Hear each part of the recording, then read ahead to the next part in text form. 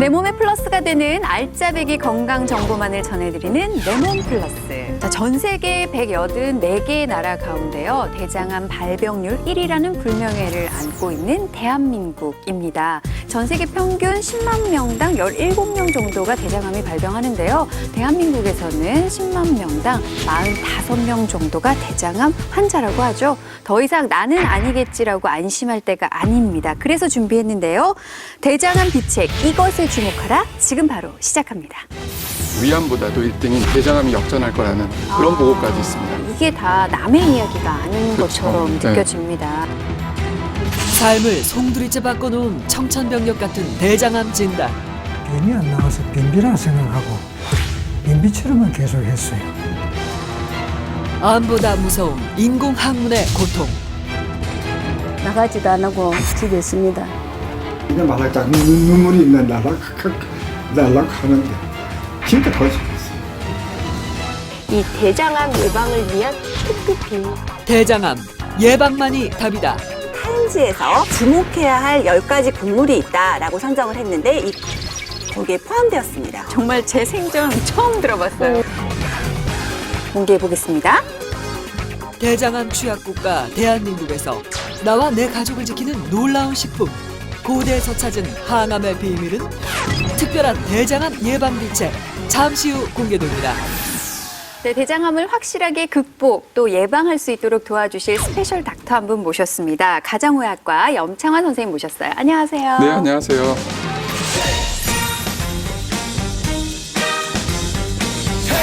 우리나라가 다른 나라에 비해서 유독 대장암 발병률이 높네요. 저는 위암이 1인 줄 알았거든요. 네, 과거에는 그랬는데요. 진짜 최근에 너무 많이 올랐어요.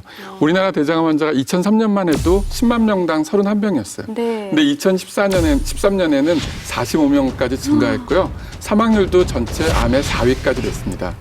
그러니까 위암이나 폐암은 옛날에 비해서 확실히 줄었어요. 네. 근데 대장암은 진짜 꾸준하게 증가하고 있고요. 그래서 우리나라를 대한민국은 대장암 취약국가라고 이제 할 수 있는데요. 최근에 또 하나 기사가 나온 게 뭐냐. 올해는 이 남성 같은 경우는 오히려 그 위암보다도 1등인 대장암이 역전할 거라는 그런 보고까지 있습니다. 네. 자, 주변에 보면요. 대장 내시경을 했는데 용종이 몇 개 있더라. 용종을 내시경하면서 떼어냈다라는 얘기를 많이 들을 수 있는데 혹시 용종이 대장암의 징후라고 할 수 있을까요? 네, 맞습니다. 제일 쉽게 발견될 수 있는 것 중에 하나가 용종인데요. 용종이라는 것은 뭐냐 하면은 장내 돌출되는 이제 거를 이제 통칭해서 말하는 건데 크게 두 가지로 나눕니다. 선정성 용종하고 증식성 용종으로 나눕니다. 선정성 용종은 말 그대로 튀어나오기 때문에 우리가 쉽게 발견이 돼요. 근데 증식성 용종은 이제 점점이 납작하게 자라나는 형태이기 때문에 가끔 이제 좀 놓치는 경우도 있겠죠. 네. 용종이 위험하다는 얘기도 종종 들었어요. 그래서 요즘에는 뭐 대장암 예방을 위해서라도 내시경을 필수로 해야 한다라는 얘기 많이 듣고요. 대장 내시경 경험담도 주변에서 많이 듣는데요. 내시경을 이렇게 많이 하면 더 조기 발견이 되고 발병률이 낮아야 되는데 왜일까요? 네, 사실 대장암 예방에 특화된 나라가 바로 우리나라예요. 왜 그러냐? 그 대장 내시경에서 우리나라처럼 잘하는 나라가 없어요. 그리고 비용도 미국 같은 경우는 그 한 번 하는데 한 200만 원 정도 든대요. 근데 우리나라는 10만 원 정도로 굉장히 저렴해요.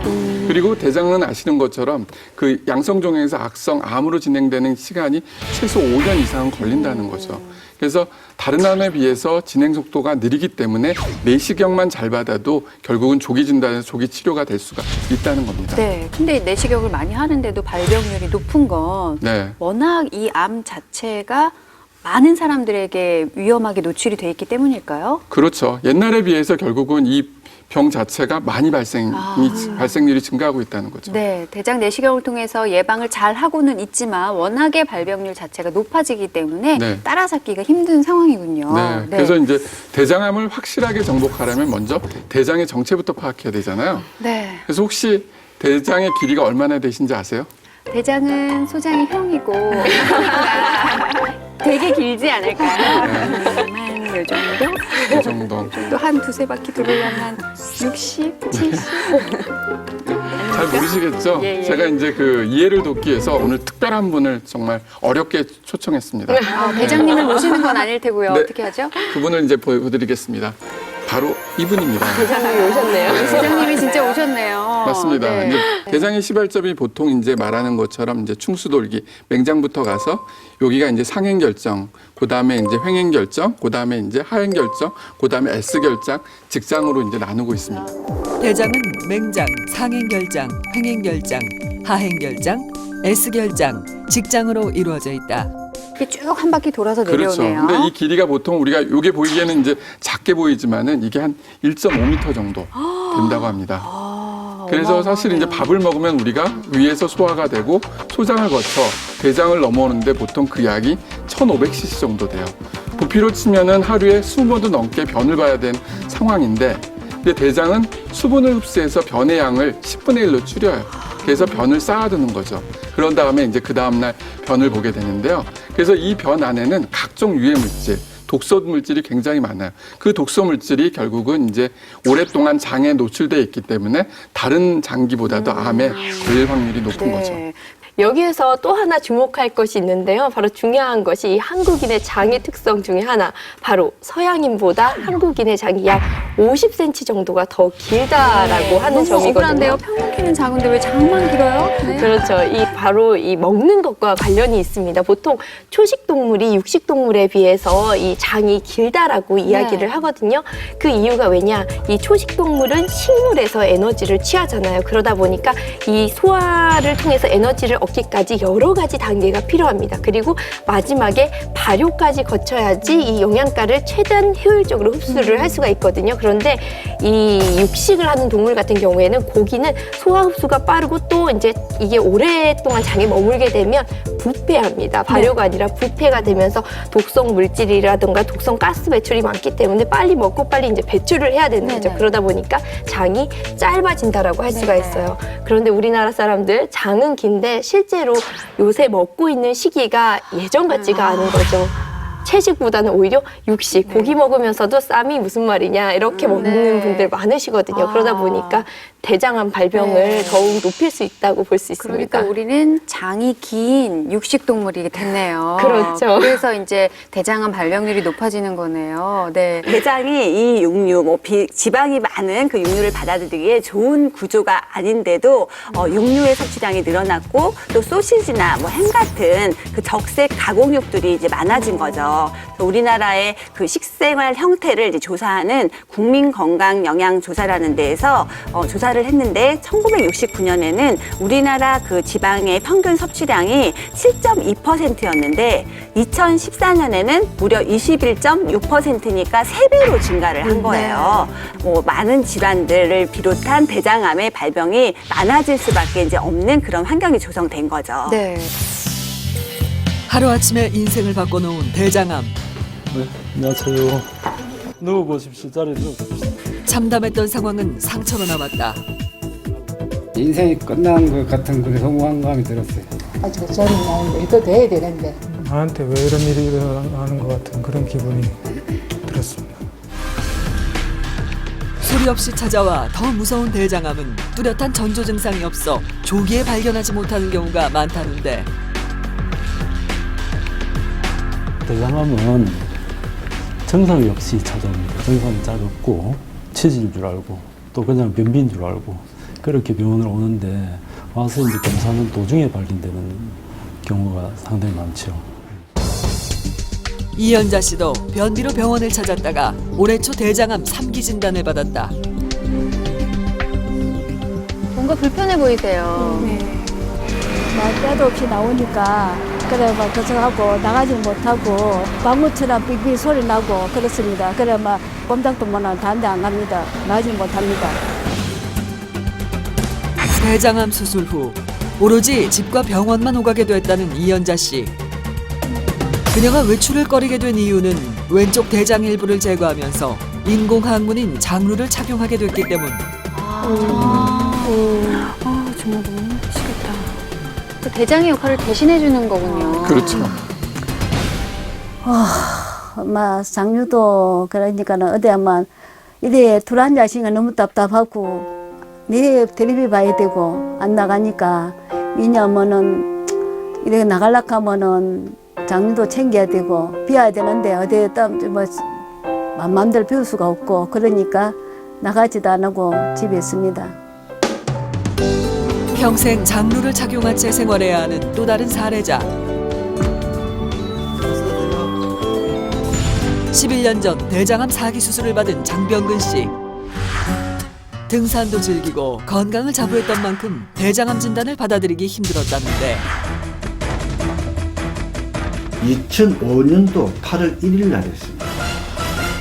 그 당시 때 3기라고 판정을 했는데 내가 수술 들어갈 무릎에 이제 4기를 지금 넘어가고 있다 이렇게 이야기를 해요. 대장 일부와 항문 전체를 제거했던 대수술. 하늘이 무너지는 것 같아요. 그 심정이에요.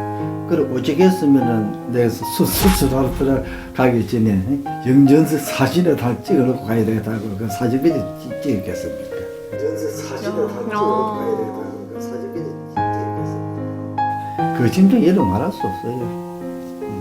의사가 그럴때다 이거는 평생으로 죽을 때까지 살아야 된다고 하더라고요. 대장암 수술 후에도 불편과 고통은 남겨졌다. 나 때문에 고생 많이 했습니다. 근데 이런 말할 때 눈물이 날락하는데 진짜 고생했어요. 지금도 고생하고 있고 내가 참 이런 말 일일이 다 하려고 하니까 그렇고 해서 네, 대장암 수술을 받은 이후에 삶을 살고 계신 분들을 만나봤는데요. 불편함이 이루 말할 수가 없네요. 가장 공통적으로 말씀하시는 가장 큰 불편함은 장루라는 것을 평생 착용해야 하는 불편감. 그게 흔히 말하는 인공항문이라고 얘기해도 될까요? 맞습니다. 이제 보시면은 이 장에서 결국은 항문으로 나가질 못하고 살리질 못하는 게 옆으로 이제 빼내는 거를 이제 장루라고 하는데요. 장루라고 불리는 인공항문은 대장암 수술 후 항문으로 변 배출이 불가능할 경우 대장의 일부를 잘라 외부와 연결한 변을 담는 주머니다. 대장암은 대장에 이제 어느 부위에 이제 암이 생겼느냐에 따라서 이제 달라지는데요.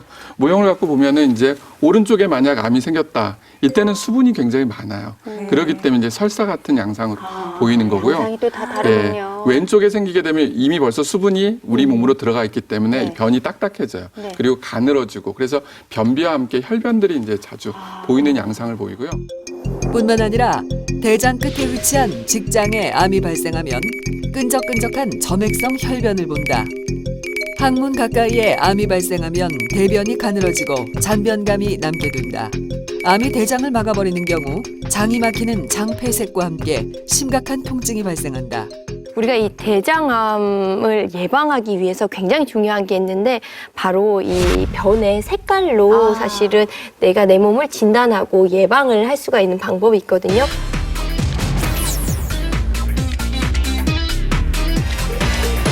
우리 화장실 가면은 물 내리기 바쁘잖아요. 그런데 이 화장실에서도 골든타임이 있습니다. 바로 1.5초. 바로 자신의 변 색깔을 확인하는 시간인데요. 자, 우리가 보면은 변의 색깔이 이렇게 4가지로 대부분 다양하게 나오는데요. 첫 번째, 황금변이죠. 좋다는 건 다 알고 있죠. 그렇죠. 가장 건강한 몸 상태에서 나오는 변이라고 할 수가 있고요. 그리고 두 번째는 바로 검은색 변이에요. 이 검은색 변은 사실은 이 상부 소화기관, 그래서 식도라든지 위라든지 십이지장에 어떤 출혈이 있다라는 것을 의미를 합니다. 그리고 실제로 그 대장암 에 걸리신 분들은 이 짜장과 같은 변, 이 검은 변을 봤을 때 이 대장암 이후에 발병하기도 하거든요. 그래서 이렇게 검은색 변이 나온다라고 하면은 좀 자기 스스로 좀 경각심을 가지고 병원에 진단을 하러 가신다든지 하시는 게 좋고요.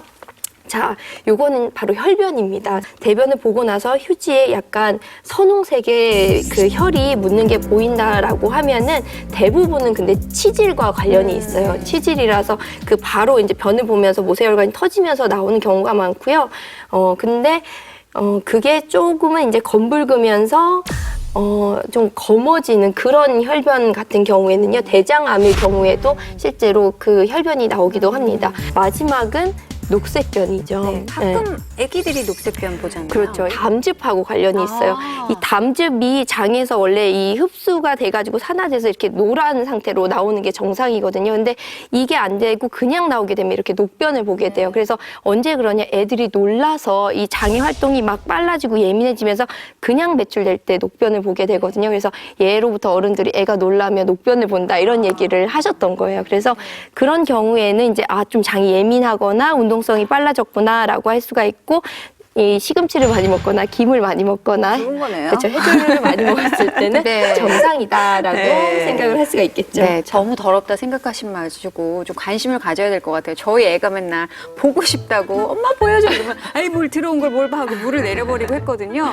근데 조금 그런 습관을 고치고 이제는 좀 관심을 가져야겠다라는 생각이 듭니다. 황금색 뼈는 가장 건강한 상태. 하지만 검은색 뼈는 가장 위험하다.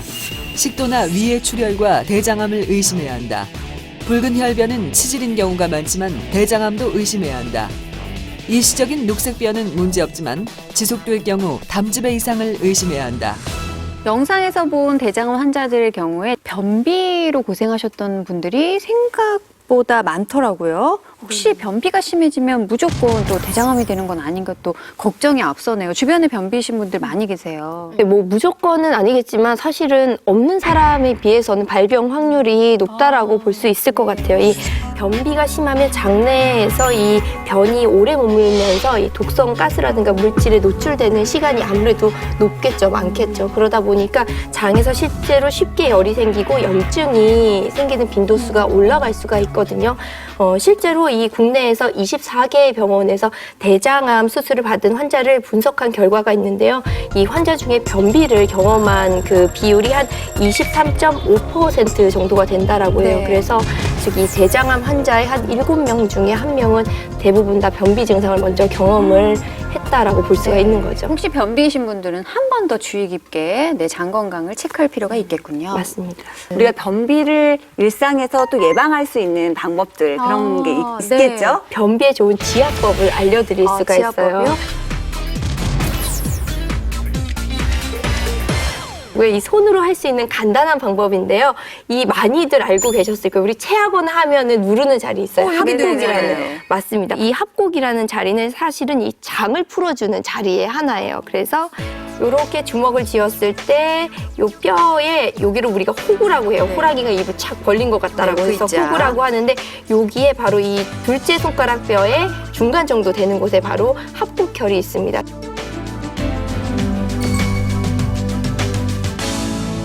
지그시 한 1분에서 2분 정도 누르면서 조금 이렇게 돌려주셔도 돼요. 이렇게 하면 화장실에서 가만히 변을 보면서 이 자리를 이렇게 눌러주시는 거예요. 그렇게 너무 눌러주실 세게 때는 누르면 녹화하다 신호가 와서 갈 거니까 살짝 눌러주겠습니다. 이렇게 눌러주실 때는 손가락을 수직으로 세워서 눌러주시는 게 가장 이 효율적인 지압법이고요. 이렇게 눌러주시면은 이제 장이 꾸룩꾸룩하면서 이 소화도 잘 되고 또 변도 잘 내리게 되는 효과를 얻을 수가 있고요. 변비를 예방하려면 주먹을 꼭 쥔 상태에서 엄지와 검지손가락 사이에 움푹 들어간 합곡혈을 지그시 1, 2분 정도 눌러주면 된다. 이 화장실 변기에 앉아서 이렇게 하는 거 많이 해보시지 않았어요? 실제로 좋은 방법인데요. 이 대장을 직접적으로 자극하는 이 모혈이라는 게 있어요. 대장의 모혈이라는 게 있는데 배꼽이 제가 배꼽이 여기 있어요. 배꼽에서 손가락 3개 정도가 옆으로 간 이 자리가 바로 천추라는 자리예요. 배꼽이 잘 안 보이는데요. 비키니를 입고 오셨어야죠. 이걸 설명하시려면. 자, 배꼽이라는 자리, 네, 여기가 바로 배꼽이고요. 여기 요쯤이 천추예요. 그래서 양쪽에 이렇게 하나씩 존재를 하거든요. 이 자리를 변이 운동하는 방향대로 이렇게 마사지를 평소에 배꼽을 자주 중심으로. 그렇죠. 해주시면 우리 변비 있으신 분들이 뱃살 많으신 분들도 있어요. 이렇게 해주시면 실제로 엄마 손이 약손이다. 그렇죠. 배에 지방이 쌓이는 것도 없애주고 이 대장이 움직이면 소장에도 영향을 주거든요. 그래서 소장 쪽의 소화도 도와주는 그런 효과를 누릴 수가 있습니다. 배꼽 양옆으로 손가락 3개 정도 떨어진 곳에 천추혈. 이 천추혈을 중심으로 음식물이 소화되는 시계 방향으로 부드럽게 마사지해주면 변비와 대장암을 예방할 수 있다. 변비에 도움이 되는 혈자리 마사지법까지 알아봤는데요. 조금 더 변비 예방에 실질적인 도움이 되는 거 없을까요?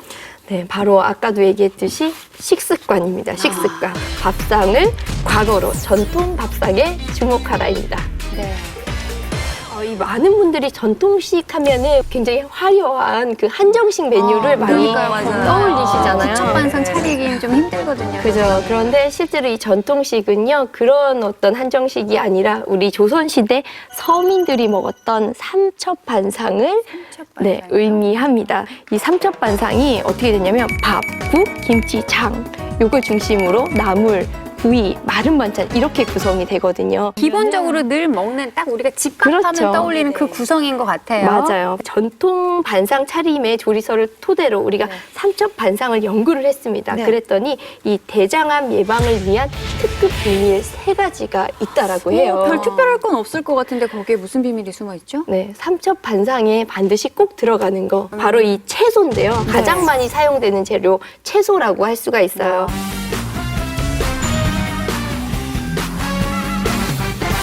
이 채소는 식이섬유가 풍부하기 때문에 당연히 이 대장암에 너무너무 좋은 음식이고요. 또 각종 녹황색 채소들도 많이 먹잖아요. 여기에 베타카로틴이 풍부하죠. 네. 이것이 바로 항암에 도움이 되는 그런 식재료라고 할 수가 있습니다. 결국엔 섬유소가 들어가 있는 걸 많이 그렇죠. 먹어야 된다는 거네요. 섬유소가 많은 그 채소를 먹게 되면 내가 실제로 먹은 양보다 부피가 늘어나는 거예요. 그러니까 부피가 커지게 되니까 밀어내겠죠. 네. 그래서 장의 연동 운동을 이제 도와주게 되면서 이 변이 장에 머무는 시간을 이제 짧게 만들어주는 거고 우리 몸에 나쁜, 그러니까 발암의 가능성이 있는 그런 물질과의 접촉 시간도 짧게 해주니까 대장암을 이제 예방할 수 있다는 것입니다. 자, 그러면 그 채소류 외에 또 다른 비밀은 뭘까요? 네, 바로 두 번째는요. 이 약 60% 이상의 어떤 조리법에서 쓰이는 향신료, 바로 마늘이라고 할 수가 있죠.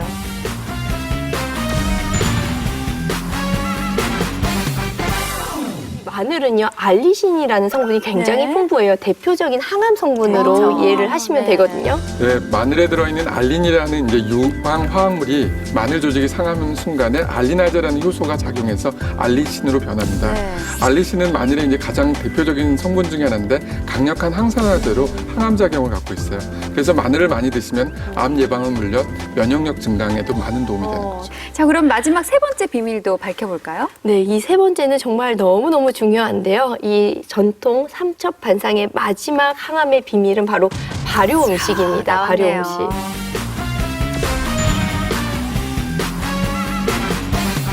전통식에서는요, 소금보다는 이 간장을 주로 많이 사용을 하거든요. 이 간장이라는 것은 대표적인 발효 음식이라고 할 수가 있고요. 기본적으로 이 장과 김치가 들어가잖아요. 이건 역시도 마찬가지로 우리의 전통적인 발효 음식이라고 이해를 할 수가 있습니다. 그런데 이 발효 음식은요, 우리 장에 굉장히 중요한 유익균들을 제공하는 음식이라고 볼 수가 있어요. 요새 사람들 유산균 안 먹는 사람 없잖아요. 그럼요. 네, 이런 발효 음식이 결국 장의 건강에 굉장히 중요한 재료라고 할 수가 있죠. 요즘 유산균을 약으로 많이 드시는데 천연 유산균인 거죠? 그 김치나 장, 젓갈 등을 이제 발효시키는 과정에서 유익균이 많이 생성되는데요. 섭취를 하게 되면은 이제 그 장 속에서 발효 과정이 일어나면서 이제 장 운동을 활발화시키고 면역력을 증강시켜줘요. 그래서 전통 발효식품을 많이 섭취하는 것 자체만 해도 암세포의 증식을 억제하고 암을 예방하는데 굉장히 큰 도움이 되는 거죠. 네. 잠시 후 타임즈에서 가장 건강한 식품 밥에 숨겨진 놀라운 비밀. 밥을 바꾸면 대장암을 이길 수 있다? 항암 성분이 높아가지고 그렇게 먹게 된 계기가 되었습니다. 먹는 욕구를 채워주는 맛있는데요? 고소하고 달고 효능은 2배가 될 수 있는 놀라운 활용법을 제가 소개를 해드리려고 하는데요. 항암 효과를 2배로 높이는 특별한 활용법은 공개해 보겠습니다. 고대에서 찾은 항암의 비밀.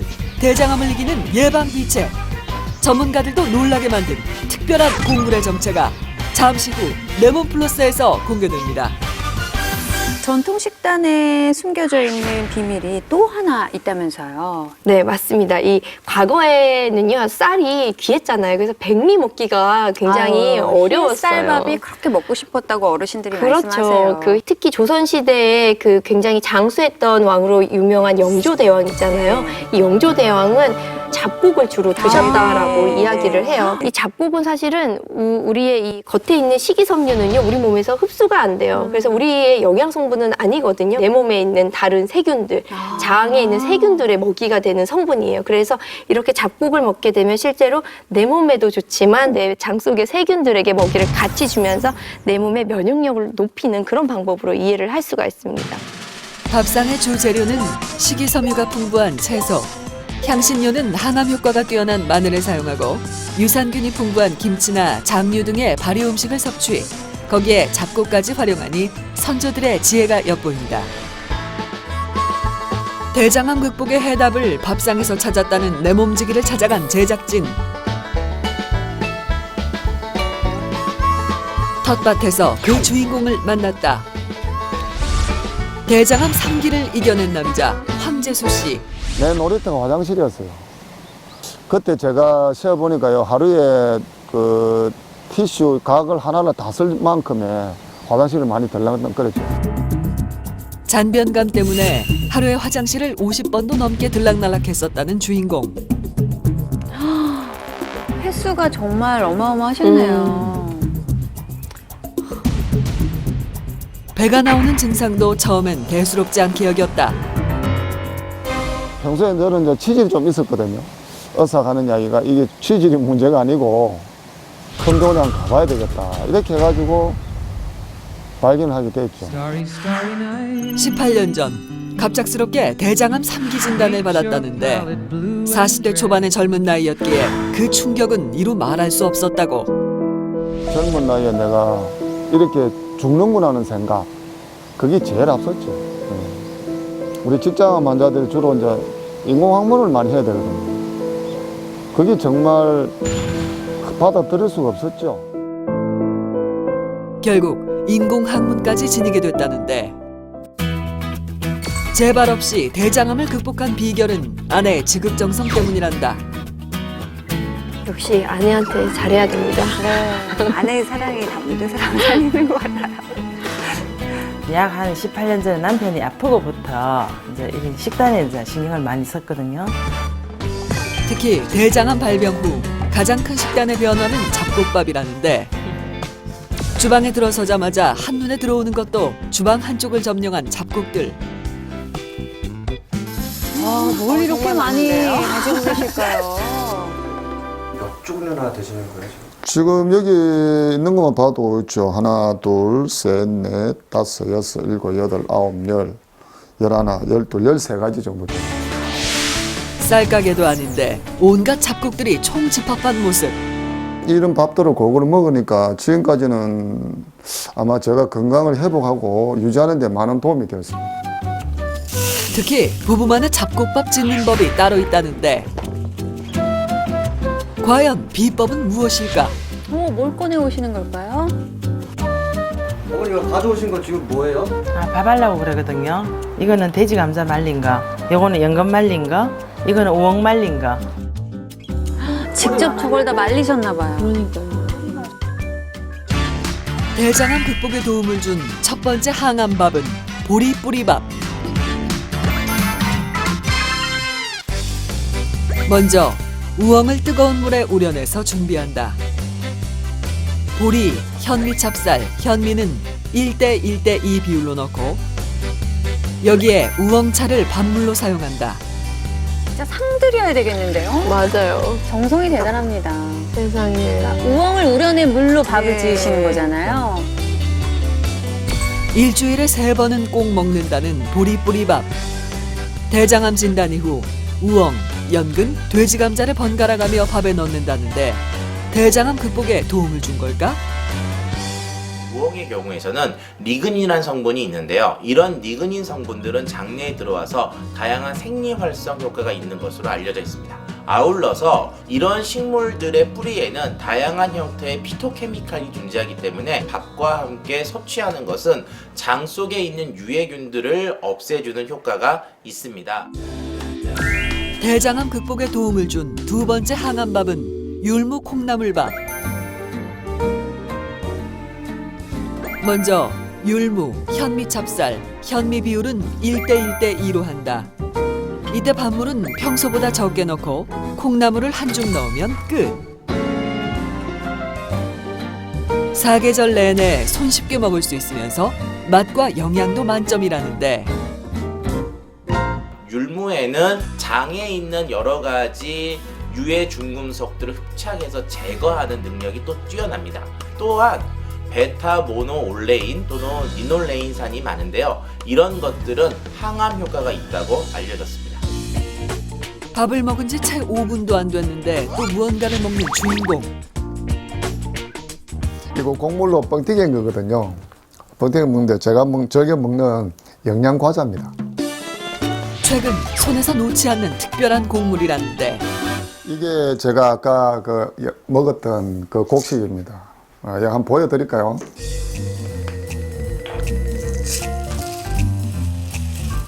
이렇게 생겼어요. 아, 뭔데 뿌옇게 가리셨나요?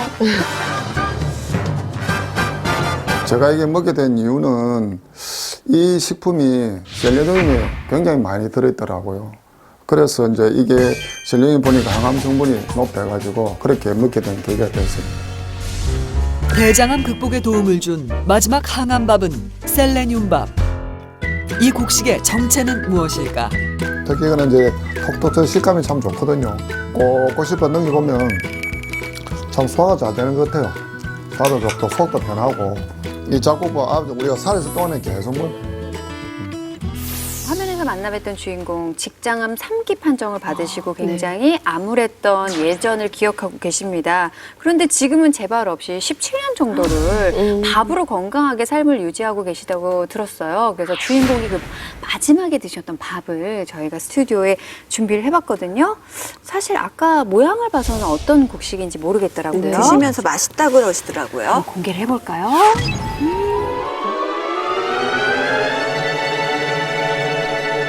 아니 색은 약간 바라현미 되고요. 근데 알갱이는 옥수수보다도 커요. 길고요. 모양은 보리같이 생겼고요. 정말 그 자리 잡은 표현대로 이게 톡톡 터지는 맛이 잘 날지. 네. 어떠세요? 맛이? 왠지 옥수수밥이랑 비슷할 것 같기도 하고. 옥수수 같아요. 진짜요? 지금 입에서 톡톡 터지는 그 느낌이 식감이 있어요.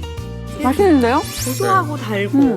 근데 흔히 잡곡은 씹을 때 좀 꺼끌꺼끌하고 부대낀다는 생각이 있으실 텐데 생각보다 부드럽네요. 근데 아직까지 뭔지는 모르겠어요. 그럼 이 과자를 먹어보면 좀 알려나요? 아, 맛있네요. 과자 맛있네요. 이걸 시중에 파는 땡땡풍. 오히려 설탕도 없어서 다이어트 식품으로 지은 씨 한번 도전해보세요.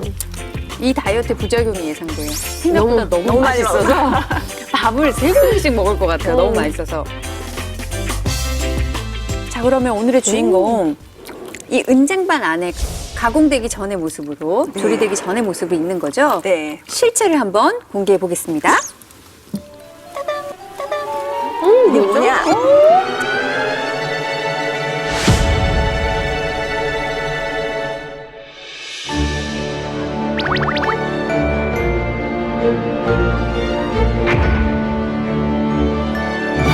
고대에서 찾은 항암의 비밀 카무트입니다.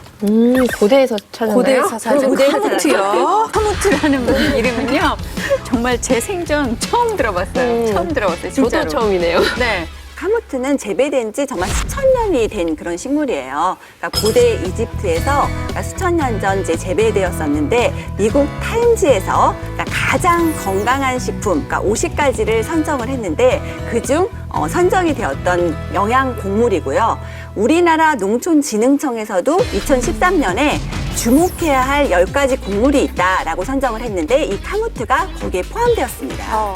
카무트에 어떤 영양 성분이 있길래 이렇게 대장암 극복까지 도움을 줄까요? 네, 아까 사례자분이 말씀한 것처럼 바로 셀레늄입니다. 셀레늄 함량이 이제 우리가 잘 알고 있는 마늘 같은 경우는 14 정도 있고요. 계란은 30, 연어는 36인데 카무트 같은 경우는 81까지. 마이크로그램 정도 있기 때문에 다른 어떤 영양 물질보다도 훨씬 더 많이 셀레늄을 함유하고 있어요. 네.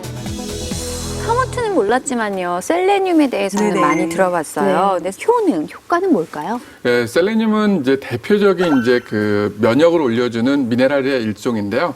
땅에서 자라는 많은 식물들, 채소에는 포함되어 있어요. 과거에는 이 셀레늄이 독성 물질로 알려져서 기피하는 물질이었는데, 네. 그러나 최근에 이제 미국의 한 연구소에서 셀레늄이 함유된 음식을 먹인 쥐를 가지고 실험을 했더니 오히려 그 셀레늄을 먹었던 쥐가 그냥 일반 사료를 먹었던 쥐보다도 그 간경화 발생률이 낮춰졌다는 사실을 알게 돼서 셀레늄이 사람들에게 꼭 필요한 미네랄임이 재조명됐죠. 그래서 이제 셀레늄을 푸른빛의 마법사, 기적의 원소, 꿈의 원소라고 부를 정도로 굉장히 중요한 미네랄 중에 하나입니다. 네, 이제 셀레늄을 인정하고 있군요, 전 세계적으로. 그렇죠. 그러니까 우리가 이제 세계인들의 그 건강을 이제 관리하는 기구가 두 개가 있어요. 그러니까 세계보건기구하고 유엔 식량농업기구라는 큰 두 기구가 이제 건강이라던가 우리 식량에 대해서 관리를 하고 있는데 1978년에 셀레늄은 인간이 꼭 먹어야 되는 그 필수적인 영양소라고 이제 공식 인정을 했습니다. 그런데 사실 현재 우리나라는 이 셀레늄 부족 국가라고 할 수가 있어요. 우리 가까이에 있는 일본에서 한 243 마이크로그램 정도의 셀레늄을 섭취를 하고 있고요. 우리나라는 약 한 40 마이크로그램 정도 섭취를 하고 있는 수준이니까 굉장히 좀 부족하다라고 네. 할 수가 있어요. 그런데 그 이유가 우리나라의 토질과도 관련이 있거든요. 우리나라 토질의 약 70%가 화강암으로 네네. 되어 있다라고 이야기를 합니다. 그렇다 보니까 이 셀레늄이 토질에서부터 부족해요. 거기서 자라는 식물에도 그러니까 당연히 적을 수밖에 없고 우리가 그것을 채소로 섭취했을 때 체내에 들어오는 양이 부족하게 되는 거죠. 네, 세계보건기구에서 인간이 반드시 섭취해야 할 영양소라고 했다는데 부족하면 어떤 문제가 생길까요? 네, 아까 얘기한 것처럼 셀레늄은 면역이랑 관계돼요. 실제로 셀레늄이 부족하게 되면 바이러스 감염에 이제 취약하거든요. 그래서 특히 바이러스에 감염된 경우에 이 사람들이 이제 혈액 검사를 해보면 셀레늄이 부족한 경우들이 많이 나와요. 그로 인해서 질병들이 빠르게 진행된다고 그러죠. 그래서 하루에 이제 셀레늄이 필요한 용량 정도가 50에서 200 마이크로그램 정도는 섭취하는 게 좋다. 근데 셀레늄은 또 하나 이제 문제는 소변으로 자주 배출이 되기 때문에 네. 실질적으로 많은 양이 부족한 경우들이 많습니다. 그래서 최근에 우리나라에서는 뭐 셀레늄 그 마늘을 비롯해서 셀레늄 쌀, 셀레늄 고구마, 셀레늄 버섯, 셀레늄 딸기 등 다양한 이제 식품들을 개발하고 있습니다. 셀레늄 딸기 들어본 것 같아요. 마트에서 본 것 같습니다. 그런데 내 몸지기는 특히 항암에 셀레늄이 좋다고 주장을 하고 있고 또 효과를 봤다고 얘기를 하고 계세요. 실제로 항암 효과가 셀레늄에 있나요? 있죠. 셀레늄이 항암 효과에 탁월한 효과가 있다는 그 연구 결과들이 많이 발표가 되었는데요. 우리나라 그 대한암예방학회에서도 최근에 가장 주목받는 그 항암 물질로 셀레늄을 이제 소개를 했습니다.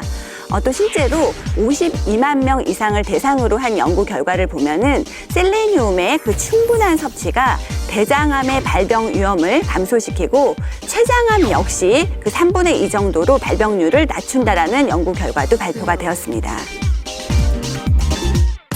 암 환자의 혈중 셀레늄 농도가 정상인보다 낮다는 사실을 확인. 핀란드에서 12,000명을 대상으로 조사를 실시했다. 그 결과 말기암 환자의 혈중 셀레늄 농도가 정상인보다 무려 6배나 적었다. 실제로 셀레늄 섭취와 암의 연관성을 조사하기 위해 사람들에게 하루 200 마이크로그램의 셀레늄을 투여한 결과 대장암 발병률은 58%, 전립선암과 간암 역시 각각 68%와 35% 감소했다. 밥이 상당히 맛있던데요. 이제 크기가 입자가 커서 물도 좀 많이 먹을 것 같아요. 밥 지을 때 물량은 좀 어떻게 하면 좋을까요? 물을 많이 넣으셔야 돼요. 우리가 왜 카무트는 이제 깨끗하게 씻어서 보통 1시간 정도 불리시면 안 되고 하루 밤을 불리셔야 돼요. 카무트가 그래야 부드러운 이제 밥으로 지어질 수 있고 카무트 1에 그러니까 물을 한 3회 정도 그 비율로 지으시게 되면은 카무트의 식감이 이제 처음 드시는 분들한테도 어렵지 않은데요. 소화 기능이 안 좋으신 분들은 카무트를 한꺼번에 욕심내시지 말고 카무트 1컵 그리고 뭐 백미나 찹쌀 1컵 그리고 물 1.5컵 정도를 넣어서 드셔도 되고 개인의 기호도에 따라서 이제 카무트의 양은 조절을 하셔서 적응을 하시면 됩니다. 대한민국 유행을 선도하는 핫플레이스 가로수길. 아직 잘 알려지지 않은 카무트가 이곳에선 벌써 입소문을 타고 당당히 입성했다는데 굉장히 트렌디하죠. 음식도 그렇고 패션도 그렇고요. 그러네요. 맛과 건강 모두 잡는다는 슈퍼푸드. 슈퍼푸드를 활용해 다양한 요리를 선보이고 있는 한 음식점을 찾아간다.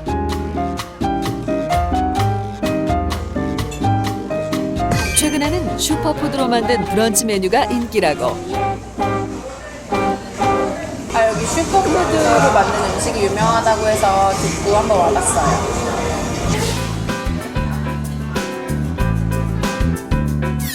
저희는 슈퍼푸드를 가지고 음식을 하는 레스토랑 슈퍼푸드 키친이에요. 가장 건강하고 그리고 가장 몸에 좋은 그런 재료만을 가지고 음식을 만드는 곳입니다. 슈퍼 곡물 카무트로 만드는 영양만점 초간단 브런치. 첫 번째 카무트 요리는 감자 카무트 샐러드입니다. 재료는 삶은 카무트와 감자, 마요네즈, 소금이 전부. 깍둑썰기한 감자는 먼저 중불에 삶아주고 삶은 카무트와 마요네즈, 소금을 약간 넣고 곱게 으깨기만 하면 끝. 이 조합도 괜찮은데요? 네네. 맛이 괜찮을 것 같아요. 부드러운 감자와 톡톡 씹히는 카무트의 조화. 두 번째 카무트 요리는요. 카무트 팬케이크입니다. 이번에도 역시 재료가 간단한 카무트 요리. 이건 집에서도 만들 수 있을 것 같은데요? 먼저 달걀 2개를 깨뜨린 뒤 우유 반 컵을 넣고 거품기로 섞어준다. 팬케이크 가루를 넣고 묽게 반죽한 뒤 삶은 카무트를 적당량 넣고 달궈진 팬에 얇게 펴서 앞뒤로 노릇노릇 구워주면 끝. 아이들도 좋아하는 카무트 팬케이크. 세 번째 카무트 요리는요. 바나나 카무트 쉐이크입니다. 브런치에 빠질 수 없는 음료. 카무트, 우유, 바나나만 있으면 된다는데 모든 재료를 한 번에 넣고 믹서나 블렌더로 갈아주기만 하면 완성. 달콤하고도 담백한 카무트 바나나 쉐이크. 맛과 영양을 한 접시에 담은 카무트 브런치 완성. 여성분들이 드시기 가장 좋은 음식이지 않을까 싶어요. 다이어트 신경 쓰시는 여성분들도 많으시고 식이섬유가 부족해서 고생하시는 여성분들도 많으시잖아요. 그래서 저는 여성분들이 매일매일 조금씩 카무트를 좀 섭취하셨으면 좋겠어요. 네, 이제 먹는 영상만 나오면 왠지 모를 기대감이 생기잖아요. 맞아요. 화면으로만 보는 걸까? 나도 먹을 수 있는 걸까? 오늘 차려졌습니다. 식욕이 됐네요. 아까 기대됩니다. 카무트를 이용한 기본적인 밥도 맛있었는데 이건 아무래도 더 맛있겠죠? 네네. 조금씩 맛을 볼까요? 네.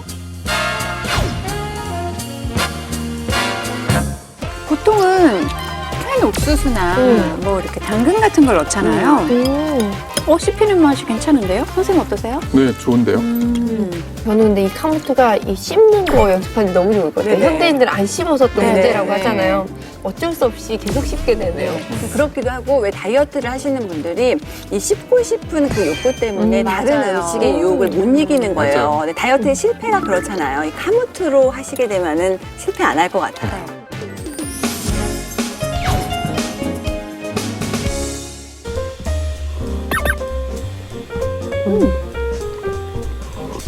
약간 묘하게 바나나의 당도를 카무트가 좀 낮춰주는 것 맞아요. 같으면서도 떨어뜨려주는 좀 느낌이 있네요. 든든한 느낌이 있네요. 요거는 아침 영양식으로 수험생들이나 남편에게 주면 참 좋겠다는 얘기를 드리고 싶어요. 저는 바나나 쉐이크, 카무트 바나나 쉐이크 네. 맛있어요. 좋은데요. 네. 그래서 저희가 카무트의 맛까지 이렇게 확인을 해봤습니다. 정말 맛이 좋고요. 주방에서 쉽게 어떤 식재료와도 어울리기 때문에 활용도가 굉장히 높지 않을까 생각이 드는데 이 카무트가 고대 작물이라고 했잖아요. 네. 고대 작물이라서 특별히 좋은 점이 있을까 싶어요. 이 세계 식량 농업 기구에 따르면요. 100년 전의 작물 100종을 살펴봤을 때 현재까지 남아 있는 작물이 약 25종이라고 이야기를 해요. 그만큼 기후와 토양의 변화에 따라서 이 멸종하는 작물들이 있는 거거든요. 그런데 지금까지 살아있다라고 하면 그만큼 얘들이 강인한 생명력을 가지고 있다라고 볼 수가 있고요. 또 저항성도 높다고 볼 수가 있어요. 이런 작물들을 우리가 먹으면 우리의 몸의 저항성과 생명력이 높아지는 거라고 할 수가 있거든요. 그러니까 사실은 굉장히 항산화 성분도 풍부하고 우리 몸에 도움이 많이 되는 그런 식품이라고 이해할 수 있습니다. 살아있는 강인한 생명 에너지를 얻는 것과 마찬가지일 것 같다라는 느낌이 들어요. 특별한 물에 담긴 비밀. 항암 효과를 더욱 높이는 카무트 200% 활용법이 공개됩니다. 간단하면서도 효능은 2배가 될 수 있는 방법, 그리고 편하게 이제 사용할 수 있는 놀라운 활용법을 제가 소개를 해드리려고 하는데요.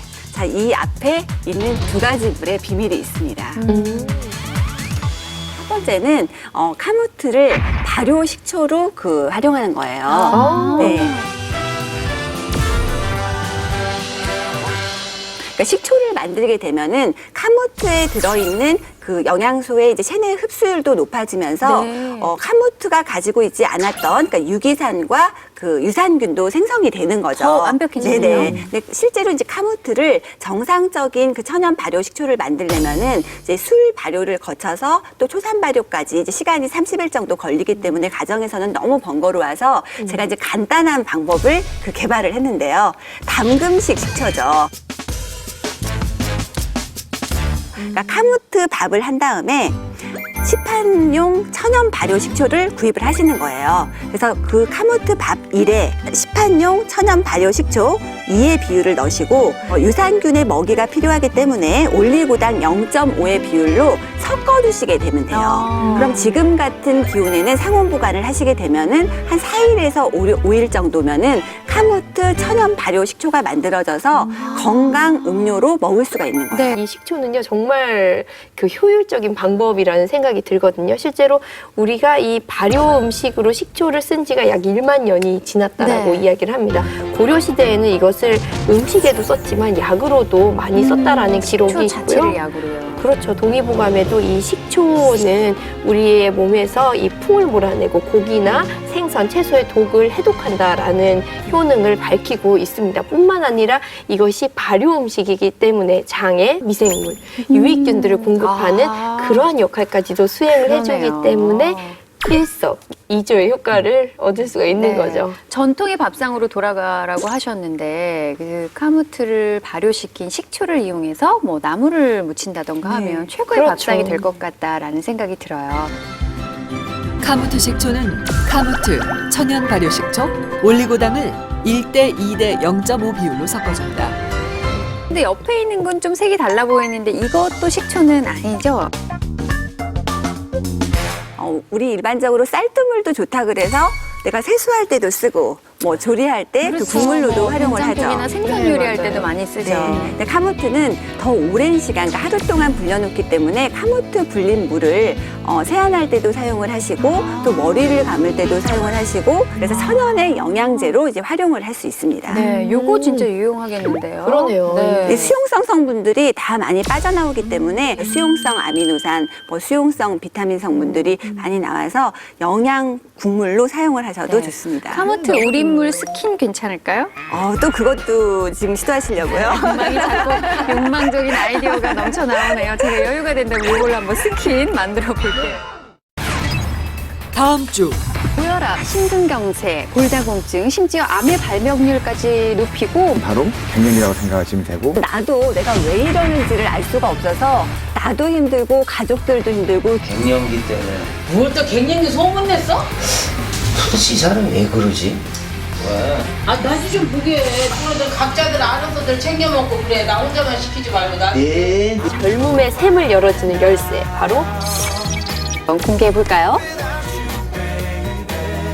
무병장수의 골든타임, 갱년기를 잡고 싶다면 젊음을 되찾아주는 천연 호르몬제를 주목하라.